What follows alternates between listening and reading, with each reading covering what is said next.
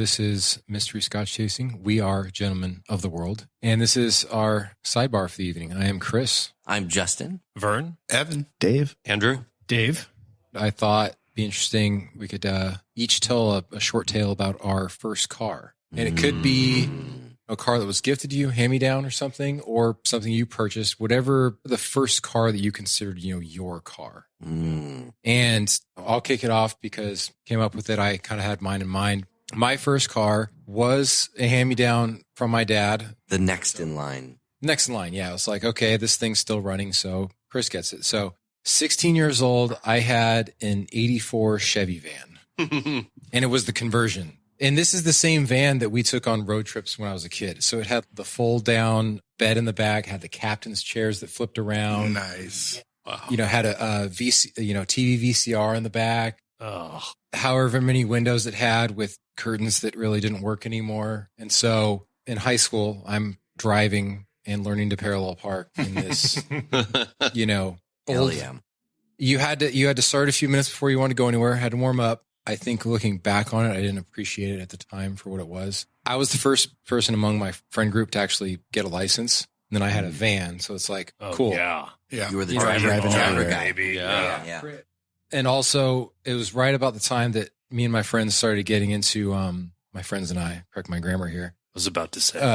Thank you. Getting into playing music, not well, but we did. And so I had a drum set and in the back of the van.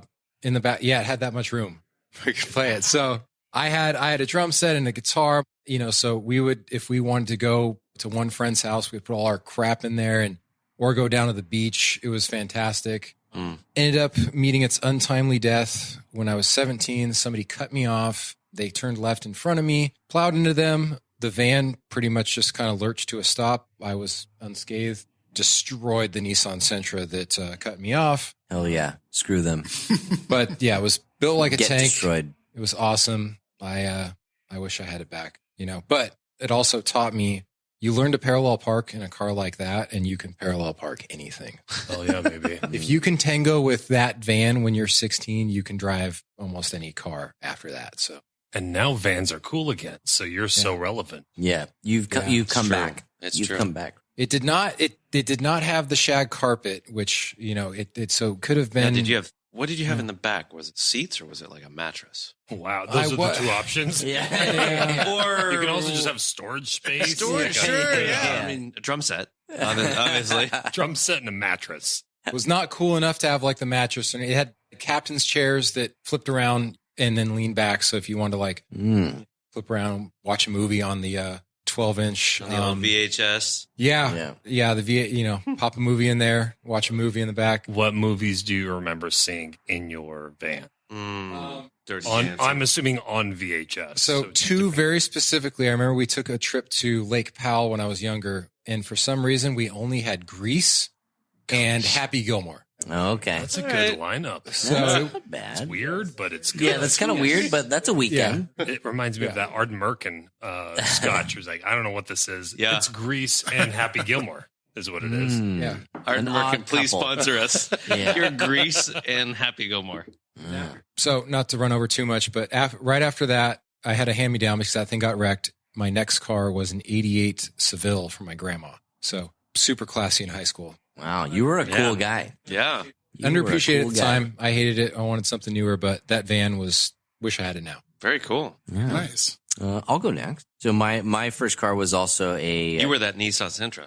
I got T-boned So by that. I that hit a damn van. I actually hit a van. I recall. I got the worst end of it. No, my first car was also a hand-me-down, and that was the family car that became my car, and it was also a van. My car was a Mitsubishi van. Wow. And I don't know if any of you guys have seen such a thing. Is that the But model name? Van? It's a Mitsubishi van. van. It's just Mitsubishi Kind of like van. a toaster oven. Does it have like a So I'm gonna show triangular you- shaped front? Yeah, I'm going to show you guys a picture, and I want to look at all your faces when I see your reaction to what I drove. It's basically an egg-shaped Japanese mobile. Okay. Then you drive it very much on the front two tires. That's a mirror image of the car I drove. Oh, so rad. Oh my That's God. my first car. That's This should be a rad. video. Is that podcast mid-engine? with The reactions. Mid-engine, yeah. Where else do you put it? Oh yeah, I know this one. My parents had a That's Toyota amazing. van that was mid-engine like that, so did where I. you would put your feet up on where the engine would Yeah, sit when yeah. you're The sitting in engine back is seat. That's like underneath sitting in your in a butt. ski boat with the, Yeah. the engine. Yeah.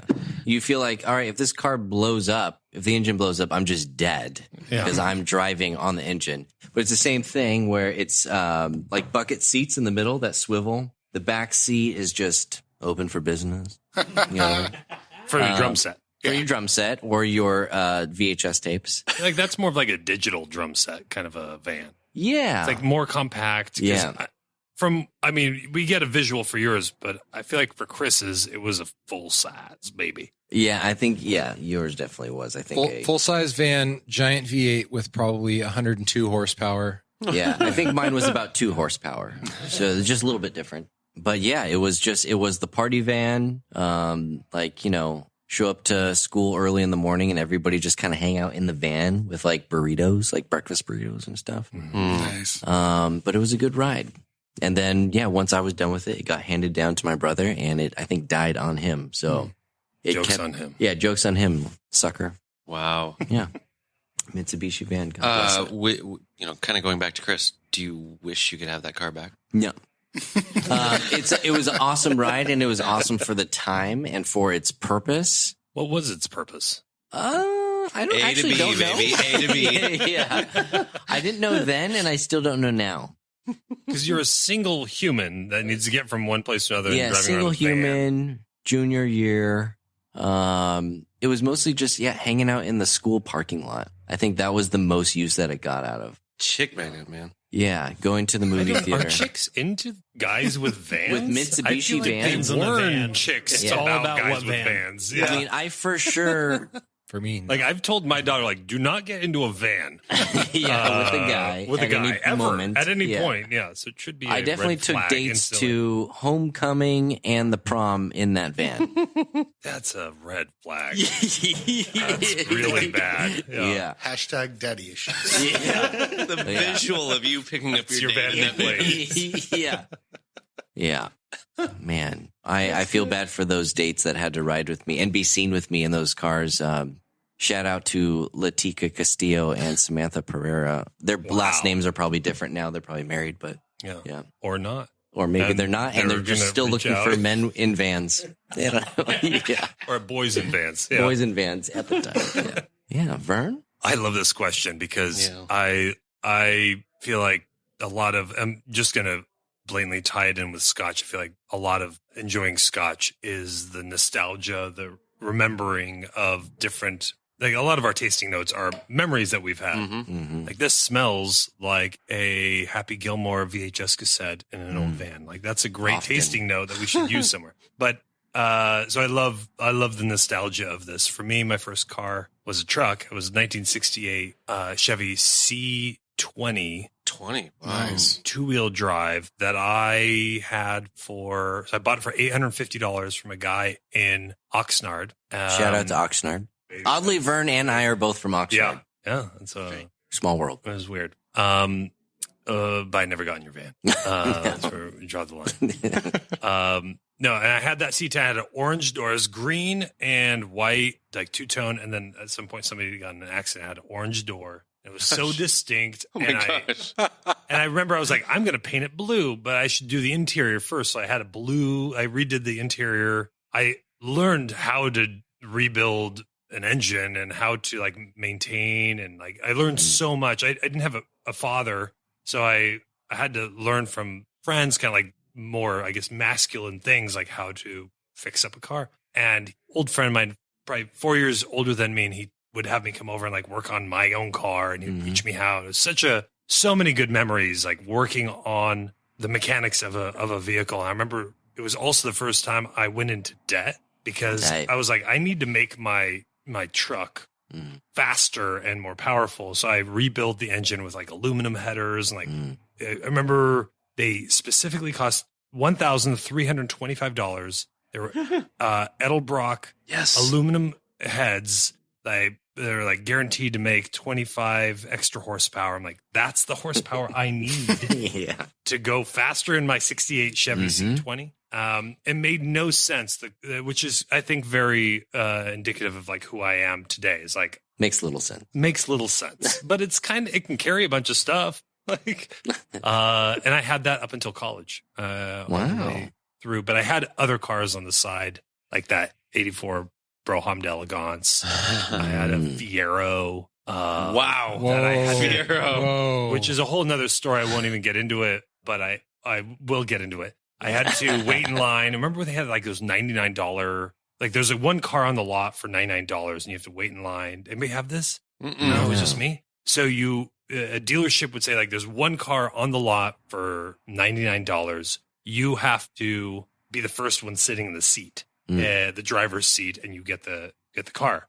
And they'll come and slash the price, and it's like they'll slash it from $4,000, like $3,000, $2,000, $1,000, $100, and then it's yours for $100. Yeah, I had to fight this old dude who beat me to it, and we wrestled, and I like jumped through the window and got this Fiero. Anyway, like another story for another time. But cars and me have always been like I love a car with a story and like everything from the interior to the extra. I mean, I lived in a Winnebago. Like I've cars in me is like I love it. I compare a lot of things to it. I always am looking at people's cars and like I dreaming of like I want to own a Baja Bug now. There's something I don't know. I live nowhere near. Well, I guess I kind of live near a desert, but you live near Baja. So actually. like always impractical, doesn't make any sense. But you know, I don't know. It's me. Yeah. So I love this question. Good job, Chris. Yes. So my car was once again, great question, Chris. My car would be a hand-me-down Lexus ES250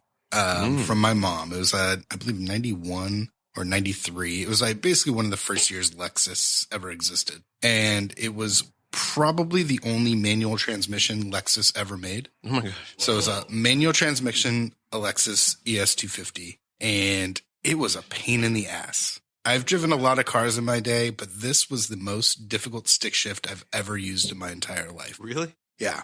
Even to this day, Toyota actually has issues with like the floor mats going underneath the pedals. You know, they had the whole recall and everything on their cars for that. And honestly, this is probably where it started. Like the floor mat would get stuck under the clutch and you would have to push the clutch all the way down to get it started. And it wouldn't start because the freaking floor mat was under there. So you had to pull it down, and it was just a major pain in the ass for a supposedly luxury automobile.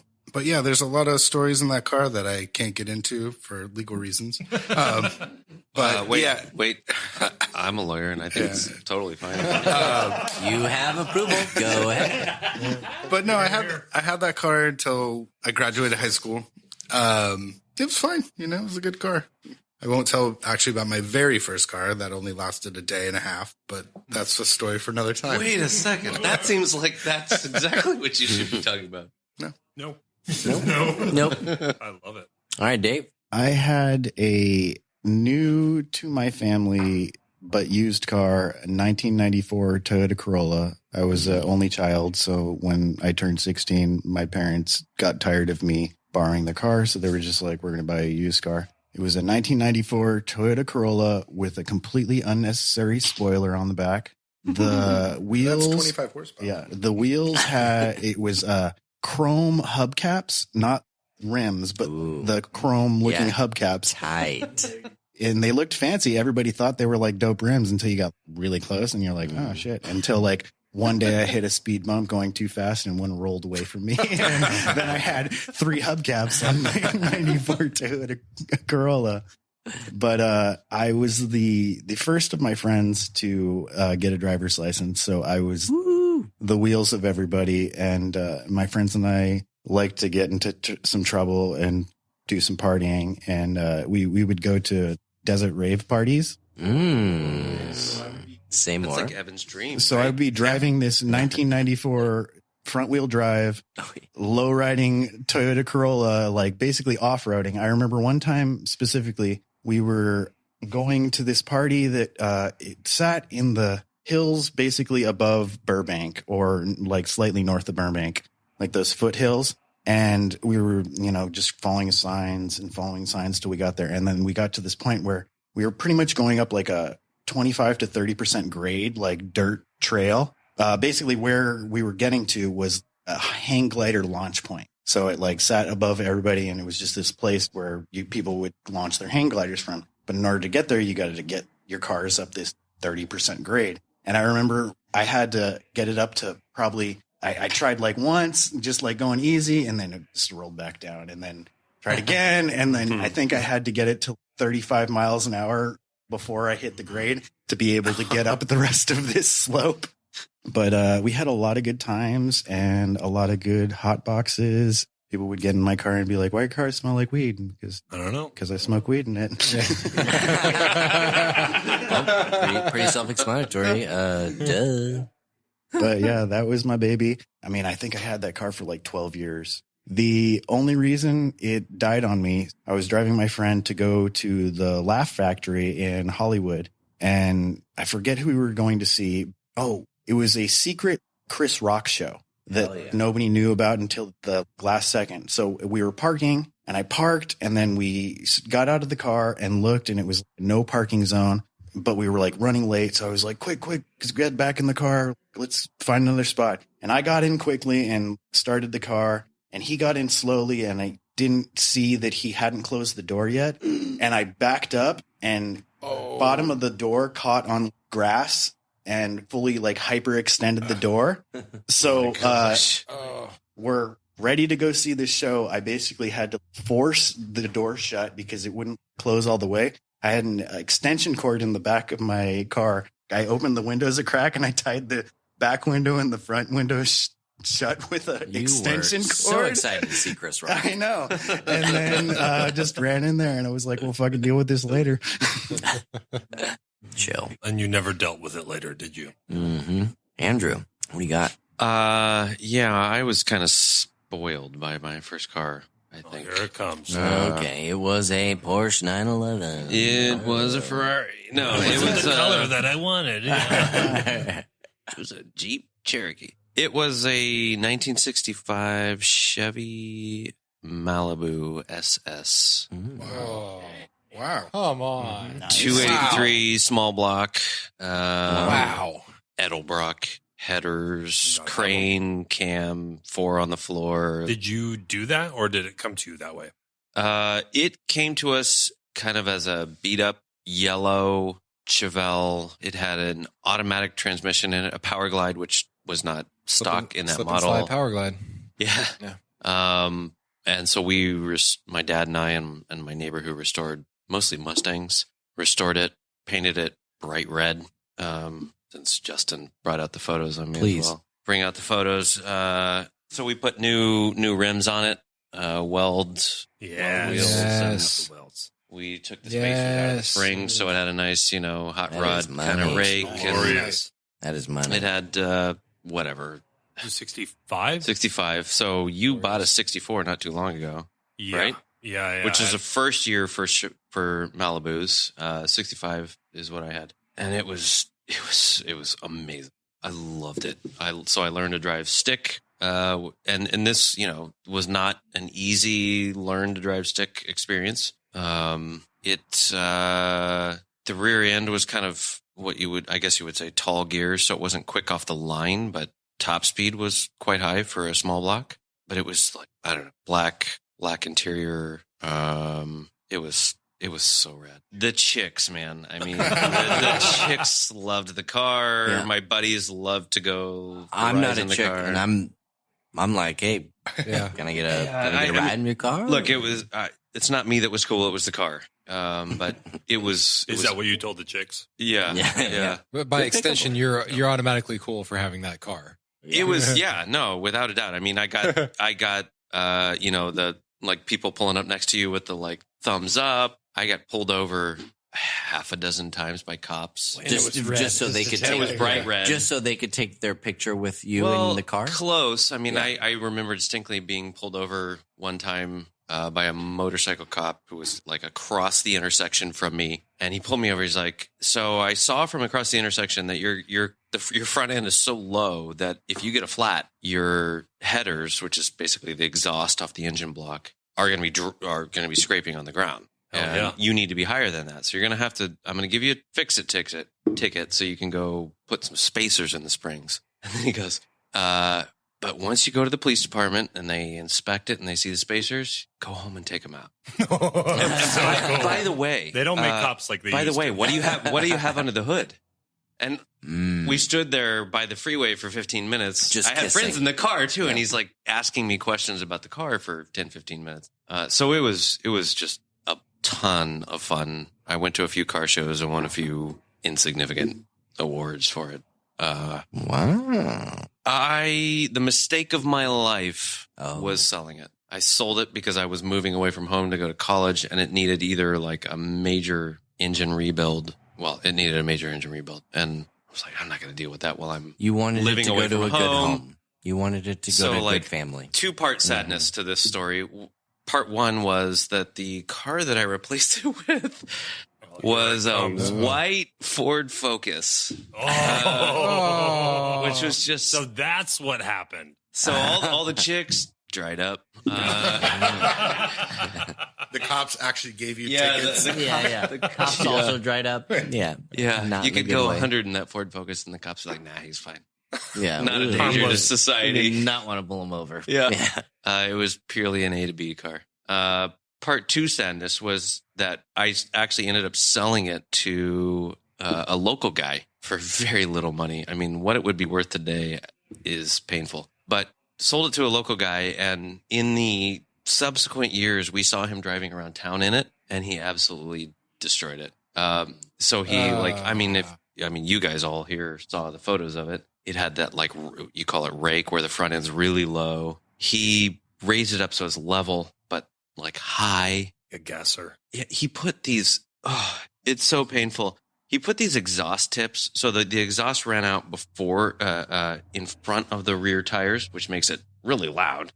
So yeah, I picked up my homecoming and winter prom dates in this car. Mm-hmm. There was no talking on the way to the dance because it was too loud in the car.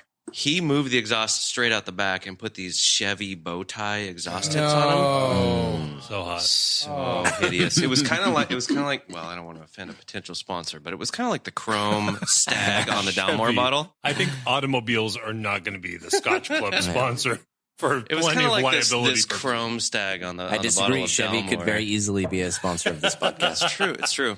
I love Nah, I I don't think love they're brave a enough. Chevy Tahoe. Yeah. So he just made it look so dorky, and we'd see him driving around town, and it was just so painful. He just does circles around your house now. Where Yeah, you live, yeah, just still like to rub this it in. day. Yeah. He can be found. So I don't know where it ended up, but that was the mistake of my life. Wow. But it was an amazing car. Dave H., tell us about your mistakes. My first car was a 66 Mustang. Yes. But it's Wow. not Okay, cool guy but it's corner. not I know. necessarily what you're thinking, because it wasn't like the 289 like dialed. It was I think it was an inline six. Yeah, if it wasn't a 289. Yeah, it was Yeah. an inline six. And it was pretty beat when we bought it. But we like put in interior, so it was like really nice, like pony classic interior, two-tone, like blue and cream interior, and then but it was primer gray when I got it. So it was just primer gray with like great interior. So people were like, "Oh, that's nice on the inside." And then we eventually painted it, dialed it in. You know, ended up being a really nice car. But yeah, it was fun. It was fun, like family project, fixing it up. It was Yeah. cool. How long did you have it? I had it all the way through high school, and then right at the end, my senior year of high school, I had a full-time job, and I bought my first Tacoma. So we ended up having to let it go, but we sold it for quite a bit, and then I was able to buy a Tacoma with some of the money. Yeah, well, had to pitch in because it wasn't equal back then, but yeah, And now you're still a Tacoma guy. yeah. So how many years Tacoma guy have you been?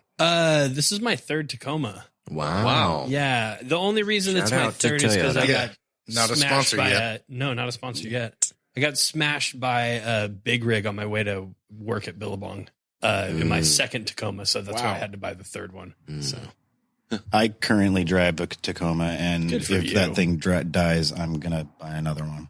2 Daves, 2 Tacomas. A tale of 2 Daves and a tale of 2 Tacomas. And we're both bald. Yeah. We're both bald. With facial hair. Coincidence? I think This is a cute little thing. cute moment. Great Well, sidebar. good, yeah, topic, good Chris. sidebar, Chris. Yeah, good stories, guys. That was a fun one. Yeah, thank you. Cheers. Clink, clink, clink. Bittersweet memories. Clink, clink. If you like what we are doing, please follow or subscribe. Wherever you enjoy podcasts, whether it's in Ohio or France. So you know when we have new episodes released. And tell your friends. Find us on Instagram or Facebook. At Mystery Scotch Tasting. And leave us a comment. Always remember to enjoy your scotch responsibly. And please tell your friends.